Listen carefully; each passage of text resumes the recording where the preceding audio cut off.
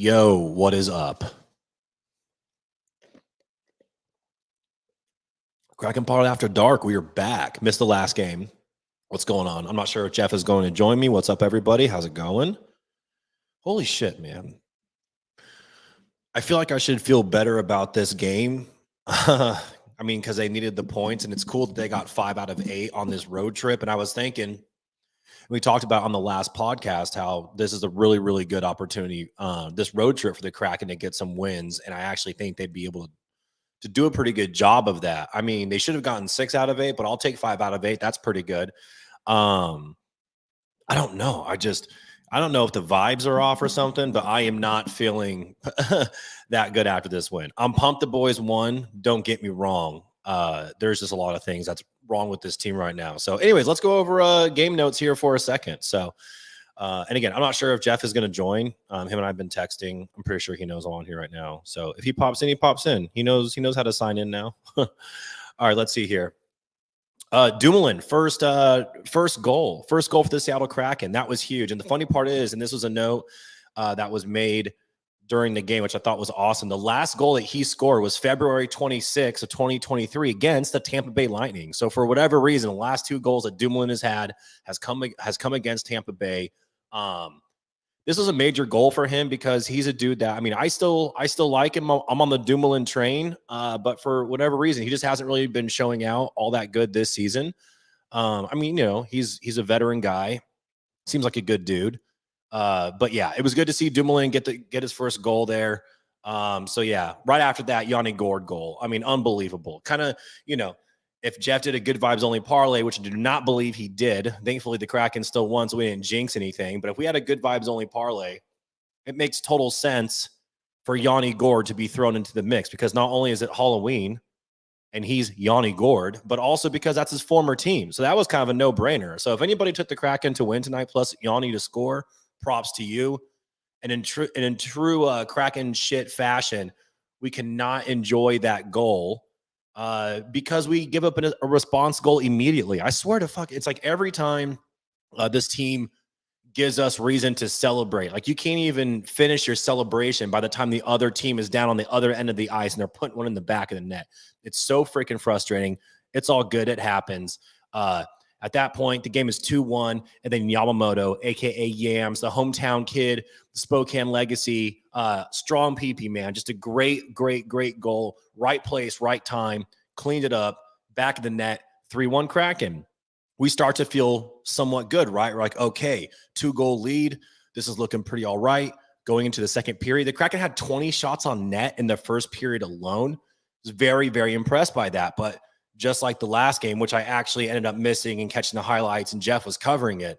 2-goal leads are not safe. For whatever reason, like this team just lets their foot off the gas and they just get fucking soft. And that's why it's just absolutely brutal. But that did not happen tonight. I mean, it kind of happened tonight, but the Kraken got bailed out. Shout out to the posts. So anyways, 20 shots on goal in the first period. Kraken have a 3-1 lead, and all of a sudden, here comes Tampa Bay. They get a power play goal. The next thing you know, Hagel shoots a shot. It looks like it goes off the skate of a Kraken. If you want to see in the comments, tell me which Kraken skater that was. Off the skate of a player, and then 5-hole on Gru. And the next thing you know, the game is tied at 3. So incredibly frustrating because again, 2-goal lead, and we're like, are we really doing this again? Are we going to be the team that has these leads like on the road against decent teams and just lets a foot, takes a foot off the gas again? And for whatever reason, we can't figure it out. So yeah, that ends up being a tie game. Michael Sanchez says it was Wenny's skate. All right, cool. All right, Wenny's skate. Nice. Yeah, so that ends up happening. And honestly, the first star of the game, and I think Melissa made a comment about this, and I think it's hilarious because I could not agree with you more, is that the first star of the game is those posts, because the Lightning had the Kraken dead to rights with like 20, 30 seconds left in regulation. That would have been such a dagger in the heart of this team and the fan base, and thank freaking God that didn't happen. And it just so happened to like bounce off the post and go right to Gru, who kind of had to scoot backwards and just kind of melt it down, as John Forsland would say. And then it happens again in overtime. I mean, the first period again was really, really great, but the second and the third periods, man, the Kraken just really let up and they let Tampa Bay get back into this game. And for the most part, I thought Tampa was the better team because we just looked slow and like we just didn't care again. And I'm just like, man, this team is freaking soft and we're going to blow this game. That post saved our asses twice. And the puck was just not going in the way of the Tampa Bay Lightning tonight. And finally, Father fucking Canner delivers again in overtime. The last time he did it, he had the sweet pass over to Eberle against Detroit. That was an incredible goal. That was at the start of this road trip at Detroit. And then he does it again. And this time he fires it and he scores the goal. Just an unbelievable goal, man. I mean, this guy has to bail out the team. Because if we end up going to a shootout, I think we all know like what's the odds of what's going to happen there. Thankfully, excuse me, I'm struggling a little bit here. It's been a long Monday. Thankfully, that is not the case. And Father Canner bailed them out. The Kraken get 2 points tonight. They end up getting, again, 5 points out of 8 on the road trip. I mean, you can't really ask for more than that, but the reality is we can definitely ask for more than that because I'm very disheartened by the efforts of this team. The crazy part is at the end, and Melissa, I agree with you here about Dunn to Canner was awesome. It was fucking sweet. Canner definitely deserves a DJ hat. What was really cool here is that if anybody caught this at the end of the game, Dave Haxtell, who rarely shows any kind of emotions, I mean, it's not kind of how he rolls in general. The dude was fired the fuck up. I mean, he was on the bench, like high-fiving dudes and doing the whole dad thing where he's like, yeah, let's go. So it was cool to see Hack fired up. I would love to hear the post-game speech he is giving inside of that locker room because, I mean, the team, eked away with a win tonight. But there are so many things that need to be addressed. But you know what? I'll freaking take it because the Kraken ended up getting the win. At the end of the day, that's all that matters. So there you go. There's a game recap. I'm going to go over comments. This will not be a long Kraken Pod After Dark tonight. So if y'all, have anything you want to talk about, let's do it. Give me 1 second.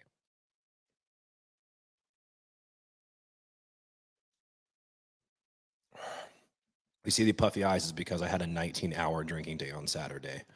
Whew, it was brutal. Bars do not close here. It's deadly. All right, here we go. Crispy boy. Great win for the boys. Now we need to see some consistency. Yeah, I mean, this is crazy because it is one of those wins. And I was watching a little bit of the post-game, report with like Nick Olchek and Allison and the crew. And Nick was already emphasizing like how massive of a win this was for this Seattle Kraken. I mean, to get the 2 additional points and to be able to go home after the end of this road trip. And not just that, but in all reality, if it wasn't for those 2 posts, I mean, the Kraken lose this game and they would have lost in such a brutal fashion. It would have been back-to-back games where they had a 2-goal lead and they ended up blowing it.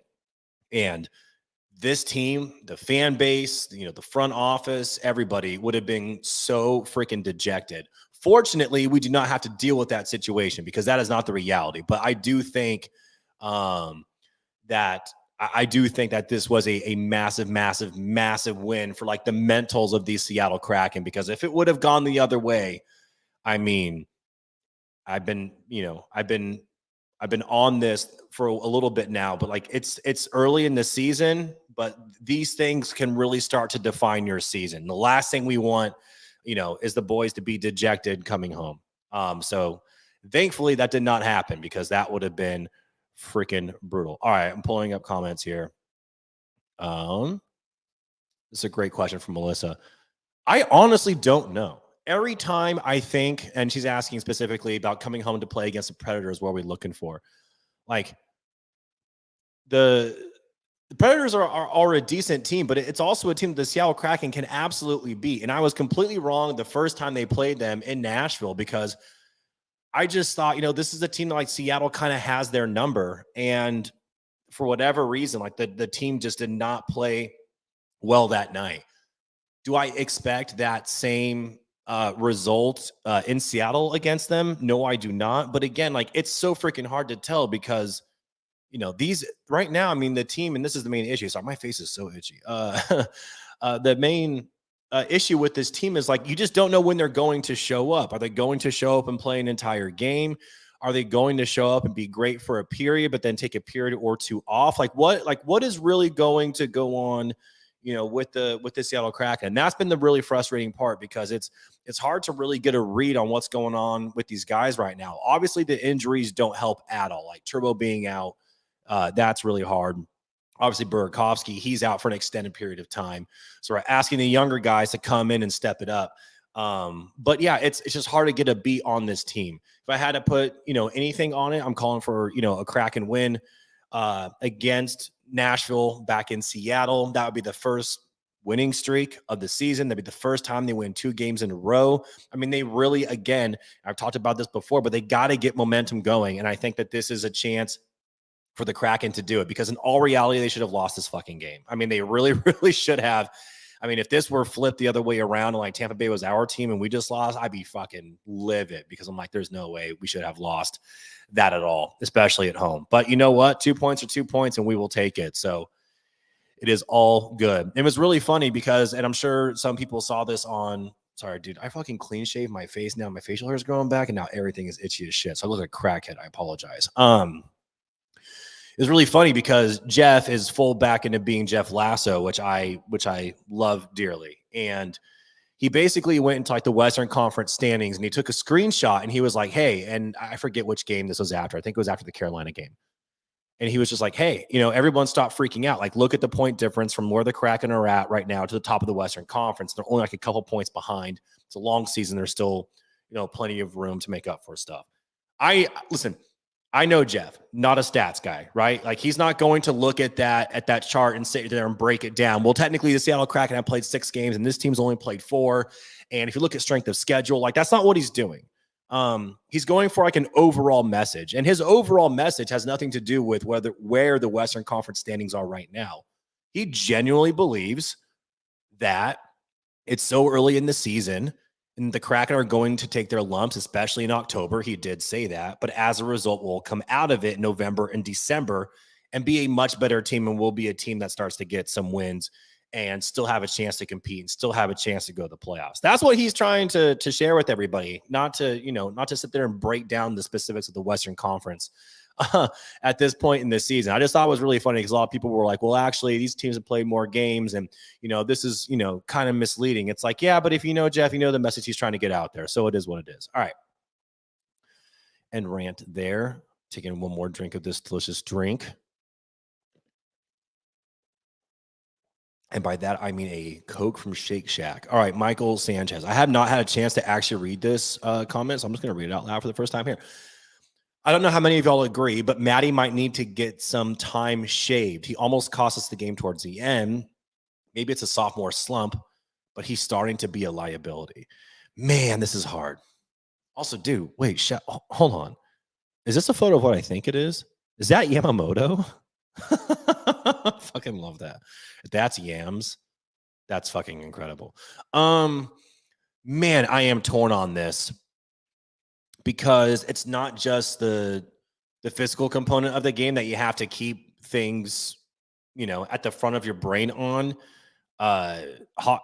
sports in general, but hockey is definitely up there in regards to this. Is a very mental sport, right? He's definitely struggling. There's been moments where he seems like he's this close, to breaking out. I think the best play that he had on the season was like the breakaway steal that he had, and then the beautiful pass to Cartier on Cartier's first regular season goal with the Kraken. And I was like, there's the fucking Matty that we know. I have not been wowed or really overall impressed with this game so far. I mean, if you remember, like last year, it was great because he was so fucking good. And he still is. I mean, he still is that dude. But just moments. I mean, I remember when he would just have shifts, and I remember him coming out onto the ice, and I would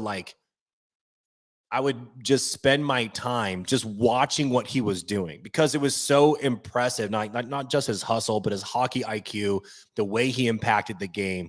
And I remember just watching like his shifts and being like, man, this kid is something else. So anyways, with that being said, this goes like to my overall point where it's like, I really do feel like that the team is building around him and setting him up to be the future captain of the team. So I don't know if you can really shave some minutes off of a dude like that. If anything, you're just going to keep giving him opportunities, but you might be pressing him to, like, you know, spend more time, pre and post game, working on your game, work with your skills coach, do stuff like that. I don't know if shaving minutes for Matty is an option at this time. I mean, I totally would get it, right? I mean, again, like, his play has not been good at all. But you also risk of running like the future star of the franchise. Like, you don't want to also like shoot his confidence to shit, right? If you're just like, yeah, we're gonna start, shaving your mints because you got to get it together. If anything, I mean, maybe I'm wrong in this, but I'd go the other direction. Like, hey, man, here. I mean, you definitely have to have a conversation with him. I mean, that has to happen. But if I'm Hack, I have an honest conversation. Like, hey, man, here's the deal. Like, your play has not, lived up to like what's going on. Like, we know it's still there. We love you. Like, you're the dude on the team. This team is yours in the near future. Gunji, just step it up. What can I do to help you out? What do I need to do to help you? Like, is there something going on mentally, something personally? Like, let's talk. Like, let's figure this shit out, because like, you are that guy. We want you to be that guy. And so let's get back to that. So I think, I think some very honest conversations need to be had. I still think it's too early in the season to be pulling, a move like that, because it would be, I don't know. I think it'd be detrimental to his health. I mean, maybe he's going through some shit. We don't know. So I just think that a conversation needs to be had for sure. From Josh Schilling. Shout out to Josh. This is a good point. Kraken are playing. I think this is just talking about their overall effort. Kraken are playing like the game is over after the first 20 minutes. Our team does not have it together. Yeah.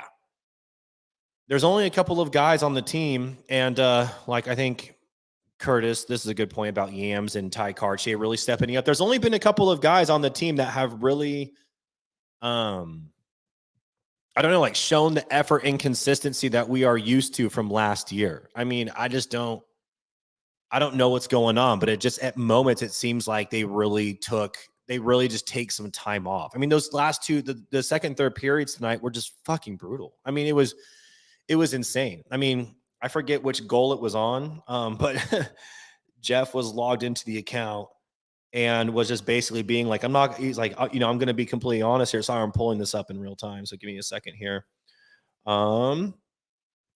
He said, I'm sorry. The Kraken defense is playing with no urgency or aggression right there. And this is when the game was tied. And I couldn't agree more. It's just one of those moments where I'm like, dude, what are we doing? I don't understand. I don't understand it at all. And also, back to this point here, Curtis, I'm going to shout out two more people on the team that I think are doing really good. One, I think, is getting some of the credit that he deserves, and one, I think, just hasn't been getting that credit. And it's Jaden Schwartz, and it's the big rig. I mean, like, dude, Schwartzy has been fucking hot. And even though he's a leader on the team, he continues to skate his ass off. For whatever reason, I just think that he needs to, I don't know. I wish everybody could just embody like his approach to the game and his professionalism, because like Schwartzy has been like the undercover MVP of the Kraken. I mean, you could argue of the Kraken so far this year, and also Big Rig. I mean, holy shit. Did you see the freaking stick save that he had tonight? That would have absolutely been a freaking goal. I mean, the Kraken lose the game if it wasn't for that Big Rig play. And he also had a couple of other plays where I'm like, damn, Alexiak is really showing out. And it's not just this game. Like, it's been multiple games throughout this season where, like, I'm even liking his offensive play, like his ability to, to pass as a defenseman, to generate a little bit of offense. But man, his defense, like, I've just been really impressed with the Big Rig and with Schwartzy. Yams and Ty, from a younger guy standpoint, I could not agree with you more. They've been like a breath of fresh air. It's so great to see them out there and then getting the opportunity they deserve. I mean, the fact that we have Yamamoto on the team is fucking bananas to me. And Rush Anthony says, hell yeah, Yamamoto's an absolute stud. Rush, I hope you're not working at Boeing right now, man. Like, because I know that you work the night shift. So I totally agree with you. The team is building that they need to back him, but this could be a huge learning experience for him. Also, that the team that no one is safe. Yeah, I mean, I don't know. I don't know the personality of a Dave Haxel, but he strikes me as a guy who runs a pretty tight fucking ship. So yeah, I'm with you, man. It's a tricky situation, right? Because again, you want to balance not only the physical, but like as Marshawn Lynch would say, you got to, your mentals. You got to take care of your mentals. So I don't know. It's a tough situation, but I do think a sit-down conversation needs to be had. Yeah, it is what it is. Well, says, can someone tell me why we don't go up the middle more? I know we sent it to the side to change, but it feels like we hang on to the edge as we watch Lightning go up the middle. Like, yeah, I don't know. I mean, in an ideal world, an ideal situation, this is hilarious. Sorry, I have ADD like a motherfucker. He's working. I do not forget. That's a great question, but honestly, the answer is I don't freaking know. I don't know why we do that. I think other teams like Tampa Bay, maybe they just have more confidence in their skill guys to be able to push the ice up the puck. But I do notice that the Kraken play on the fringes a lot. Yeah, I don't know. And it was actually really funny because this is an interesting little side note. I started watching the game and I unintentionally had it on the Tampa Bay broadcast. And I'm watching it and I was like, man, they're talking about Tampa Bay a lot because I'm a fucking moron. And I'm watching the broadcast and it's interesting because, if anybody wants to get a different perspective, you can actually, listen to the other broadcasters talk about your team, right? So, they're coming at it from like a non-homer standpoint. And don't get me wrong. I mean, they're not there to bash them, but, they try to be pretty objective. I think it's a good learning experience. So if you ever want to learn, an opponent's viewpoint or hear about the other team, listen to alternate broadcasts, which, sucks because we have Forsland and everybody else. Anyways, the only thing I will say is that it was really interesting because they were talking about the Kraken's offense this season. It wasn't anything specifically about going up the middle, but they were talking about how they were looking at the Seattle Kraken's overall time of possession when it comes to offense. And if that was like an issue that the Seattle Kraken were having this season, and I forget like the exact stats, but they're like, no, like this team actually generates a decent amount of offense, and they have the puck for a good amount of time. Like they're giving themselves chances. They're just not putting it in the back of the net. Yeah. So what it is. Sometimes I think the team really just overthinks things, and sometimes it's like, you know what? Instead of cycling things around and trying to find open a pass, and everyone turns into fucking Alex Wenberg. How about we just start putting pucks on net and see what happens? And that is what I like about Yamamoto's play, not just on the power play goal tonight where he cleaned it up. He had a perfect rebound. He fired in the back of the net. He scores awesome. But what I really like about his play is that he just continuously giving himself and his opponents, hopefully fucking not, himself and his teammates opportunities to score goals because he's just putting it, right? He's just like, boom, just keep putting it on the back of the net. I mean, at some point, it's going to break through. I don't know why that's so hard sometimes, but I think the team really needs to adopt that mentality. If we can do that, we will be in a much better position. I am not a Matty hater. I don't mean to drag him in the mud. No, man. No, I don't think you're a freaking Matty hater at all. Like, I don't know anyone who's a fucking Matty Beniers hater. But I think you bring up a really good point, right? I mean, here's the deal. You can talk about being disappointed in like an individual's play or a team's play without like being a hater on that person or the team. Like, we're just keeping it honest here, right? You gotta try to keep it as objective as much as possible. And the facts are the facts. And the facts are is that this year, Matty Beniers has not been that good so far to start the season. But also, if you remember last year, it was a bit of a roller coaster with him because, excuse me, it's this late night Shake Shack Coke. But if you remember, he had moments where he looked awesome. I mean, just, the guy was like guaranteeing like a point a game. I mean, he was just incredible. Like, again, like I would watch all of his shifts and be like, damn, this guy's so fucking good. But then he also had periods where it was like a lull. So it's kind of like the Matty Beniers roller coaster. I don't know what's going on, but here's the thing. The majority of the rest of the team also looks like him. So it's like, as the team improves, in theory, his play will also improve because a lot of guys right now just are not playing up to the level that we expect them to play. They're just not. And that's highly unfortunate. Now, the spotlight is going to be on him, and there could be a sophomore slump. I mean, teams are clearly going after him. If anybody remembers the name of the Tampa Bay Lightning guy that went after, was it Cernak?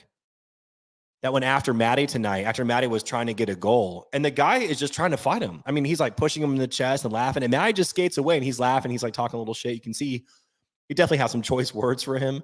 But this is happening all the time. I mean, the guy won the Calder last year. He's not some rookie in the NHL. They're going to let skate around and do whatever to. I mean, this guy has a target on his back, just like the Seattle Kraken had a big target on their back. I mean, shit, look what Jared McCann's been dealing with. The difference is Jared McCann is Jared motherfucking McCann. I mean, that dude, this is a straight up beast. So, yes, from Alyssa, I do agree with you. Gru did his thing well tonight. We are lucky to have our attendees. Me and Jeff have been on this. We cannot imagine what it would be like if we had like the scoring from last year combined with the goalie play from this year. I don't know if this is a hot take.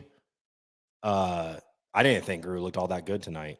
I was overall happy like with his performance because at the end of the day, it's not really, I mean, like the team has just not been playing. I mean, they let off the gas the second and the third periods.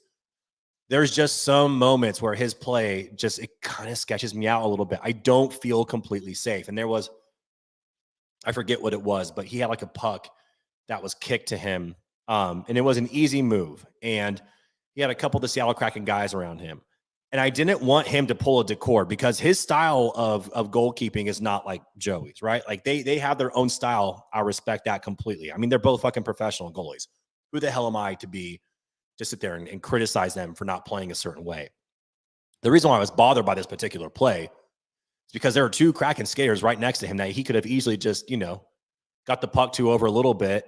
And, now you're going from defense to offense, and now you're going to, start getting up the ice, and maybe you can start, generating a little bit of momentum. And for whatever reason, he like kind of bobbled it for a second. And then he melted it down, right? He sits on it, which creates a face-off in the Seattle Kraken defensive zone. And then it almost leads to a Tampa Bay goal because Tampa Bay then ends up winning the face-off because we're still not the best at face-offs. But they end up winning the faceoff, and now they're controlling the puck, and they almost end up scoring. And I'm just like, I'm looking at, and I keep going back to like 2 minutes before that play was kind of transpiring. And I'm just like, why wouldn't he just get it to one of his guys so we can get the fuck out of our zone right now? That for me is the little stuff that I pay attention to because it's frustrating because I'm like, I understand why you would melt it down in this scenario. I mean, that's for the most part what goalies are going to do there. But if you have two guys who are open, then like, why would you take that and risk a face-off when you know we're not the best at it? And it's going to give them an opportunity to generate some offense in our zone, which is exactly what happened. So anyways, overall, I haven't seen the stats yet, but I was overall pretty happy, with his play tonight. If this is, I don't know. At the end of the day, I've been very happy with the goaltending play. And if I had to pick something that's wrong with the team, it has nothing to do with the goaltending. So yes, I am happy that he got the win tonight because our goalies deserve these wins because he said, Kraken have been leaving them out to dry. I mean, fuck, Joey Decord got 43 saves the other night and took a L. That's fucking kind of crazy. Good head work by Maddie there. The Kraken were on a power play. I don't remember that specific play. I'm not going to lie. All good. Rush Anthony. He's like, yeah, our goalies have been awesome. They really have been. And here's the day. At the end of the day, it's the team that's been slacking. It's not the goalies at all. So it is what it is. This is a really good comment here. And I really like this a lot. And I'm going to wrap this up pretty early. It's already been almost 30 minutes. I got a call tonight. I got some things I got to do still. All right. This is something that maybe I can talk about on the pod, but I'm a huge soccer fan. Soccer, we have sweeper keepers that almost act like another defender. I'm not going to lie. I don't know what the fuck that is because I don't watch soccer at all. But I can definitely look into that and just try and make a comparison and talk about goalie play. And Joey takes that role sometimes, like the role of a sweeper keeper, and I feel like it gives us an edge on some counterattacks. Listen, I mean, like, excuse me, give me 1 second here.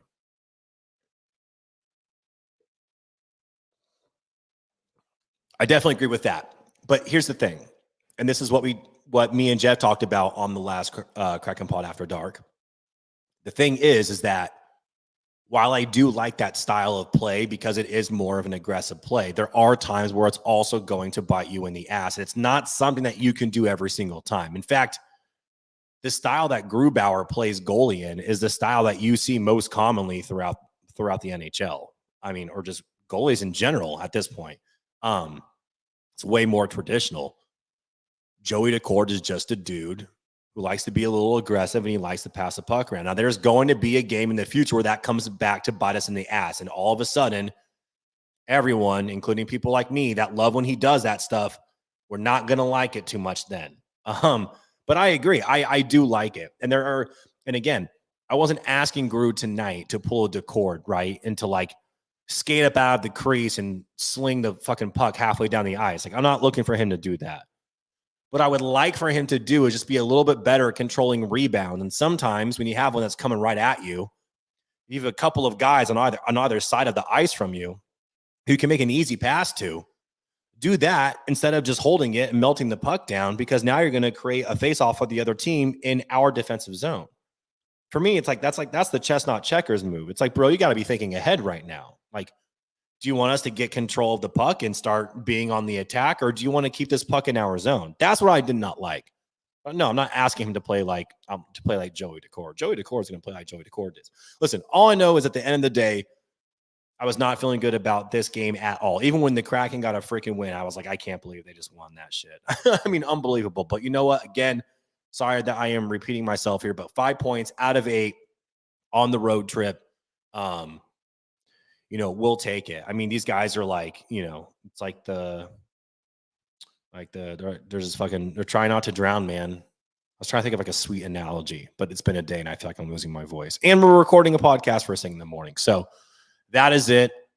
I'm wrapping this up a little bit early. It's already been a little bit over 30 minutes, but I love you all, Kraken Pod Fam. Thank you so much for everything.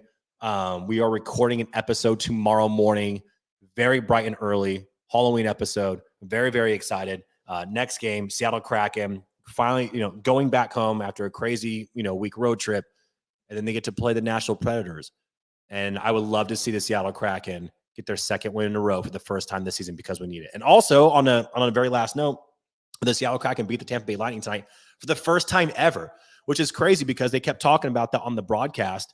And I was unaware of that. I was like, wait, I'm pretty sure we beat them once before. And yeah, that was not the case. So the Seattle Kraken get their first win against the Tampa Bay Lightning. You son of a bitch. How dare you? What is icing? I don't know, man. Couldn't tell you. I Googled it a million times. I'm out. All right. On that note, I'm out. Love y'all. Recording tomorrow morning. We'll be back. Good vibes only. Let's keep that shit going. No Kraken shit. We got to keep the vibes going for the Seattle Kraken because the boys fucking need us. And hopefully Turbo is back in the near future. All right. Love y'all.